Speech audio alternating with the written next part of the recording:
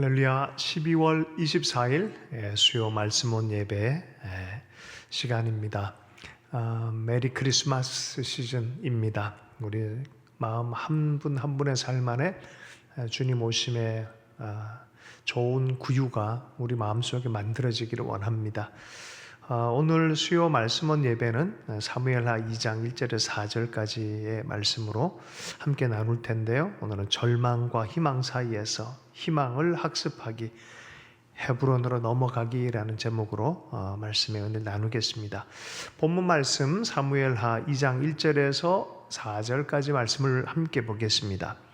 그 후에 다윗이 여호와께 여쭈어가라되 내가 유다 한 성읍으로 올라가리이까 여호와께서 이르시되 올라가라. 다윗이 아뢰되 어디로 가리이까 이르시되 헤브론으로 갈지니라.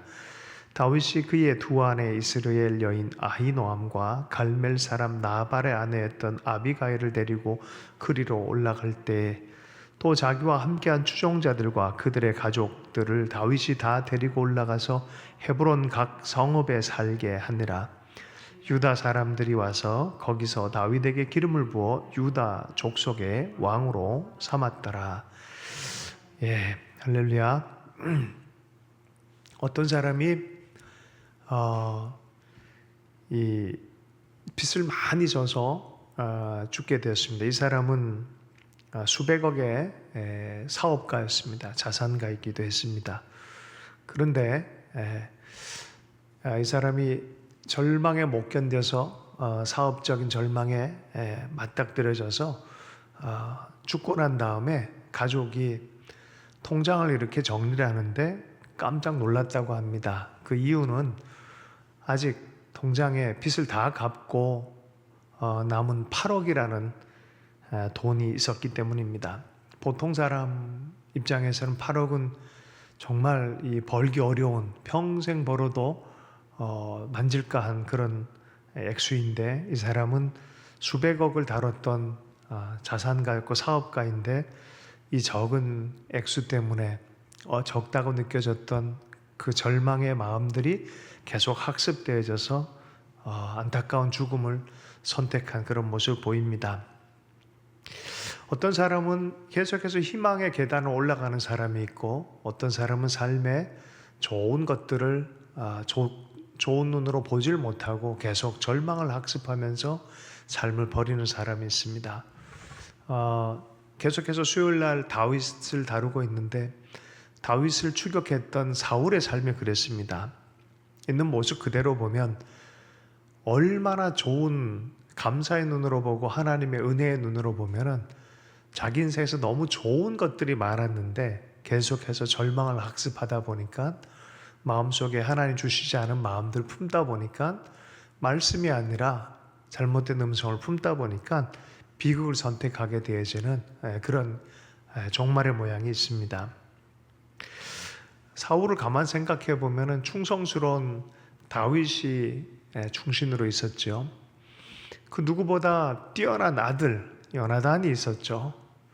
또 수많은 자기 마음만 잘 다스렸다 그러면은 정말 훌륭한 그런 사람들과 더불어 많은 일들을 할 수 있었을 텐데 사울은 어찌하다 보니 마음을 지키지 못하고 희망과 하나님의 은혜를 학습하지 못하고 절망과 경쟁과 여러 가지 부정적 감정을 학습하다 보니까 인생의 끝이 길보아 산에서 스스로 자결로 끝내버린 그런 인생이 되었습니다. 자, 그 장면입니다. 오늘 이 사무엘 하의 상의 끝부분과 사무엘 상의 첫 부분을 오늘 말씀으로 좀 나눌 텐데요. 사울이 길보아 전투에서 죽습니다. 많은 사람들이 그러면 대적이었던 사울이 죽었으니 다윗이 엄청나게 기뻐하고 박수를 치고 그럴까라고 보통 사람들이 생각했던 것 같습니다.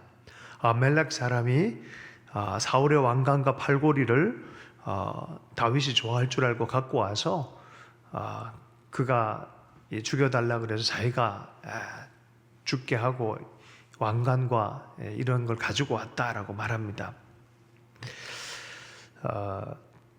사실이 아니죠. 원래 이 사울이 이 옆에 있는 비서 같은 그런 병기든 자에게 자기를 죽이라 했지만 어떻게 기름 부음 받은 자를 내가 죽일 수 있습니까? 거절했죠.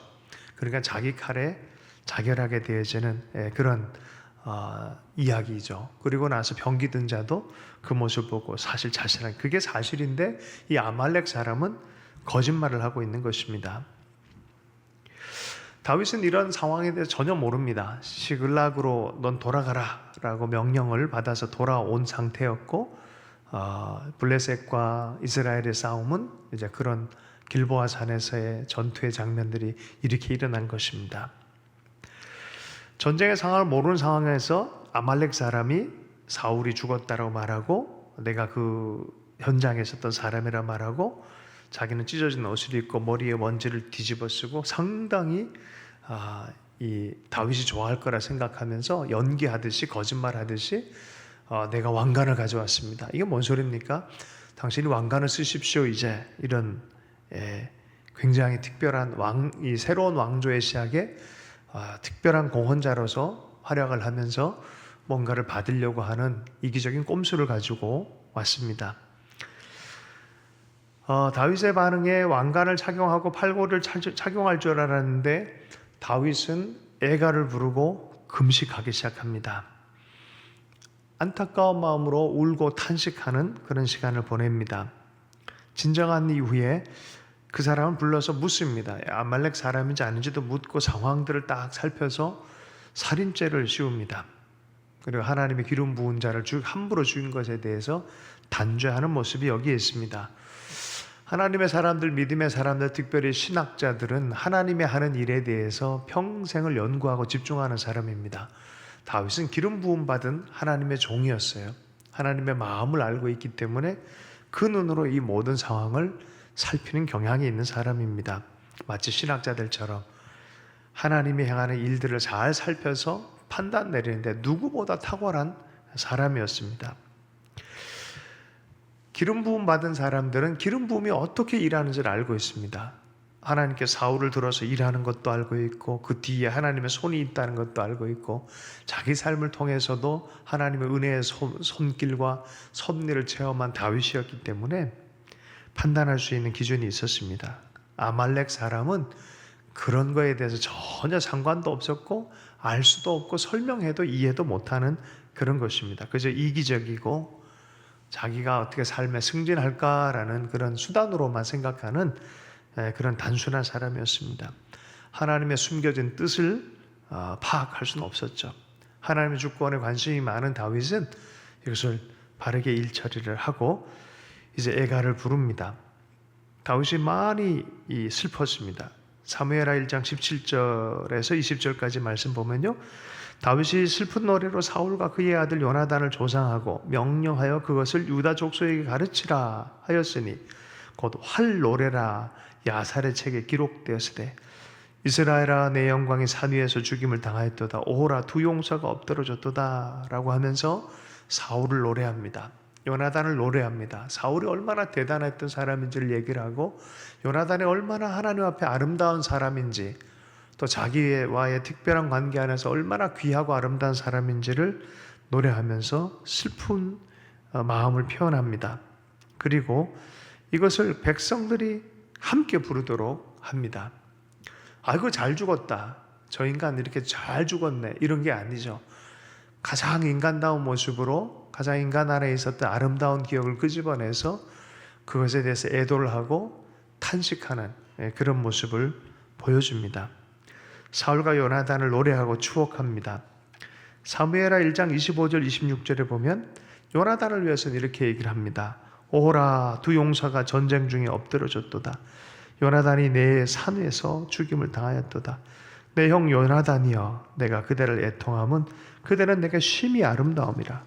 그대가 나를 사랑하며 기이하여 여인의 사랑보다 더하였도다. 여긴 이기적이지 않고 또 어떤 질투나 그 의무, 어떤 책임적 의무 때문에 뭘 하려고 했던 그런 것이 아닌 하나님의 마음 때문에 연합되어진 그 형으로서 요나단을 노래하고 있습니다. 그 애도죠. 참된 애도가 있고 참된 탄식함이 있습니다. 인간적인 거죠. 인간이 인간됨을 버리면요, 이 탄식이 사라지고 애도가 사라집니다. 슬픈 걸 보면서 같이 우는 자와 함께 울라라는 그 탄식의 마음, 하나님이 우리에게 보여준 하나님의 형상의 모습 중에 하나입니다. 죽임을 당한 이 나사로의 죽음 앞에 주님은 우십니다. 애통해 하십니다. 아픈 것에 대해서 함께 아파할 수 있는 사람, 참된 인간의 모습입니다.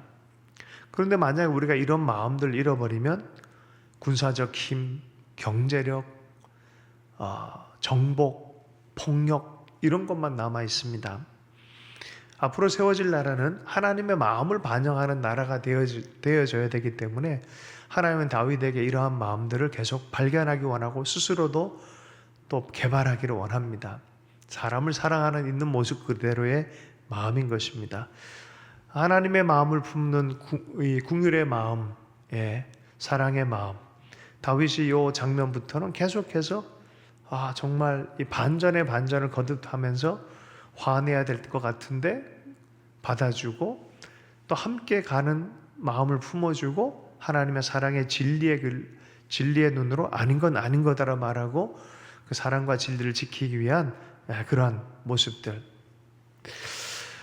사울의 왕자에 있었던 모양과 다윗의 모습이 점점 대비가 되어집니다. 자, 이후에 이제 사울이 죽은 이후에 다윗은 하나님께 묻습니다. 어떻게 해야 될지 묻습니다. 많은 사람들은 이제 다윗이 왕이 되겠구나 싶었고, 이제 정치의 가장 중앙인 쉽게 얘기하면 광화문 같은 데로 곧바로 갈 수도 있는데 하나님께 묻습니다. 공백 상태, 정권의 공백 상태에 다윗은 광화문에 들어갈 수도 있었을 텐데 들어가질 않습니다. 왜냐하면 하나님께 묻는데 사무엘하 2장 1절부터 4절까지 한번 읽어보면서 살펴보겠습니다. 그 후에 다윗이 여호와께 여쭈어 아뢰되 내가 유다 한 성읍으로 올라가리이까 여호와께서 이르시되 올라가라. 다윗이 아뢰되 어디로 가리이까 이르시되 헤브론으로 갈지니라. 하나님께 물으며 지정된 곳을 내려가요. 유다 남부입니다. 중심으로 가지 않고 유다 남부로 갑니다. 헤브론은 어떤 곳이냐면은 바로 아브라함과 사라의 무덤이 있어요. 조상의 유업이 있는, 조상의 이야기가 있는, 언약이 있는 그 장소를 들어가라.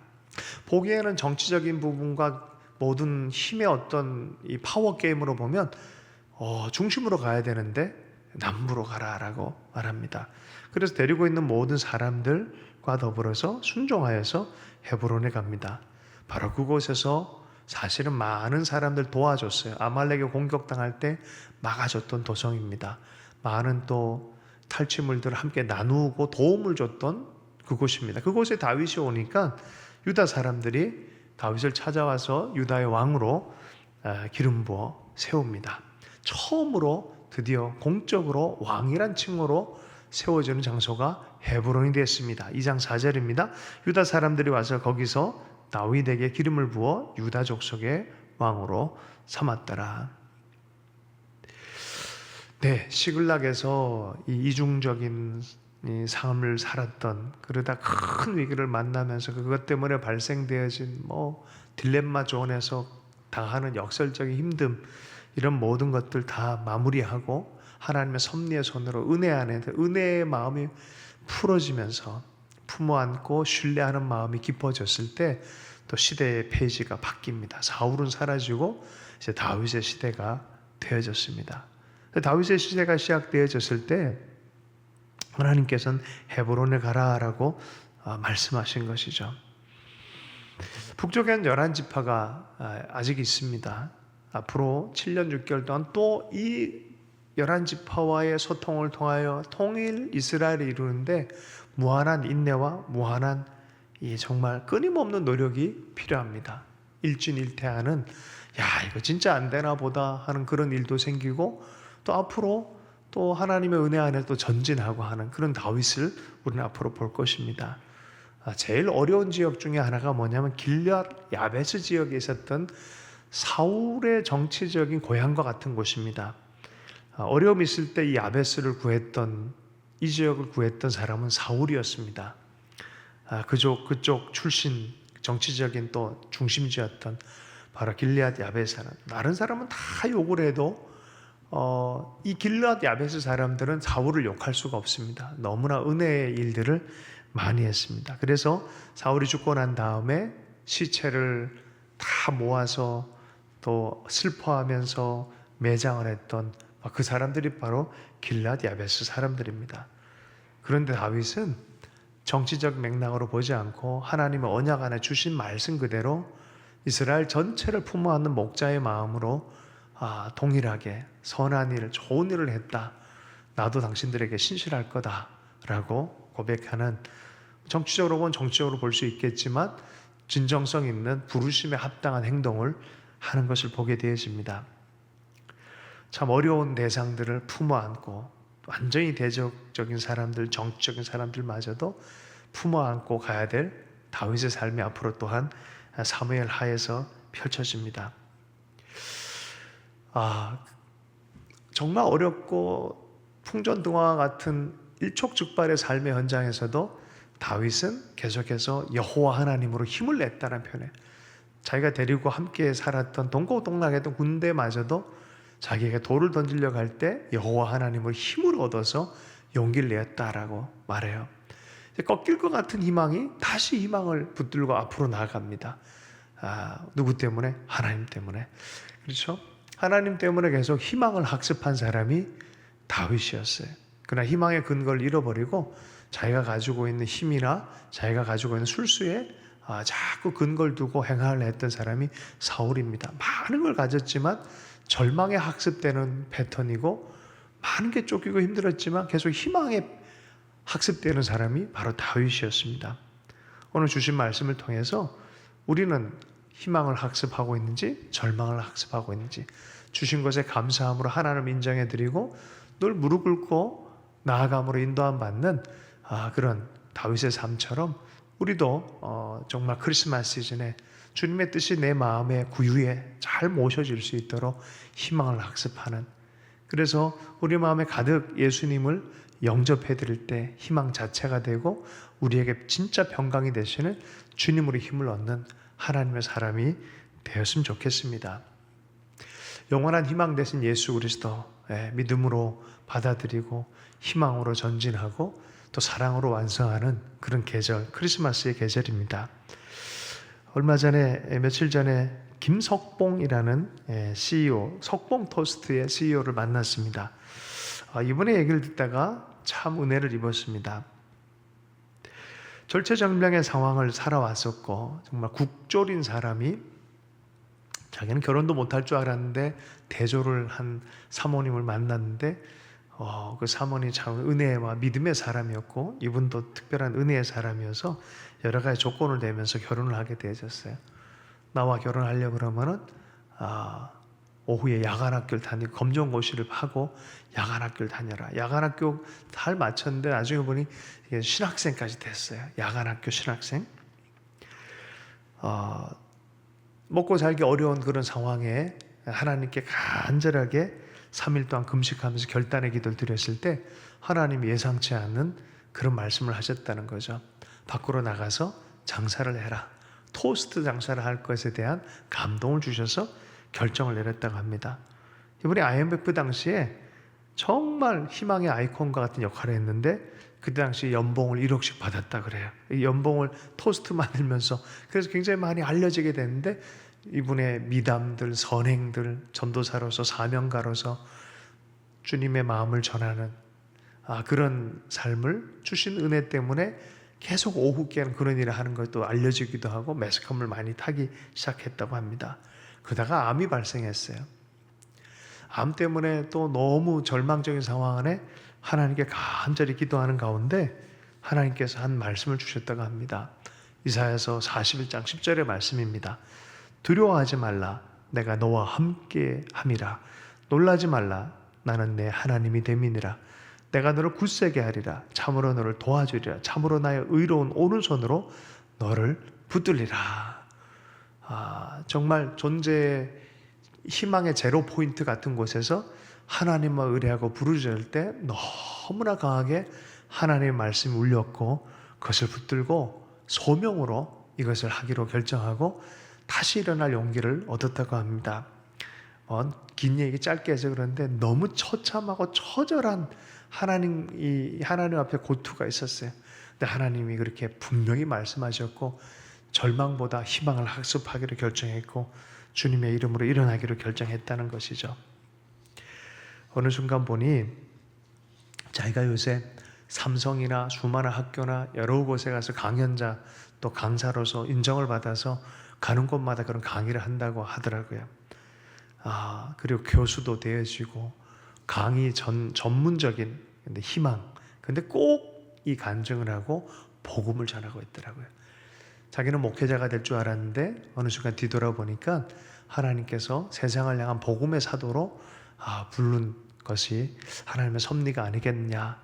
그러면서 여전히 연세가 많이 있음에도 불구하고 희망과 복음을 전하며 사람을 살리고자 하는 그 열정에 자기 삶을 잘 갈무리하시면서 건강을 지켜가면서 애를 쓰시고 계시더라고요.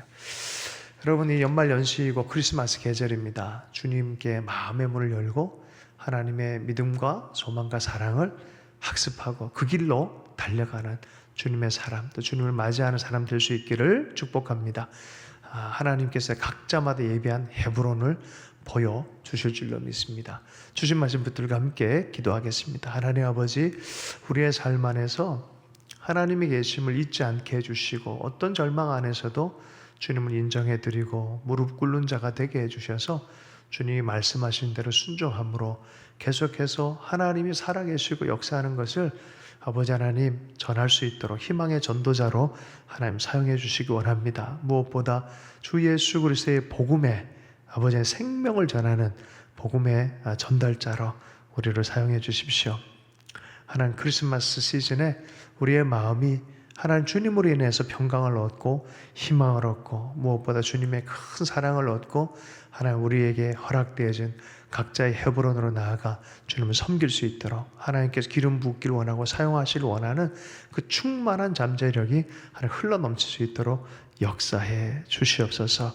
내밀하게 주께서 우리를 찾아와주셔서 말씀해 주실 줄로 믿습니다. 감사하며 예수님을 축복하며 기도했습니다.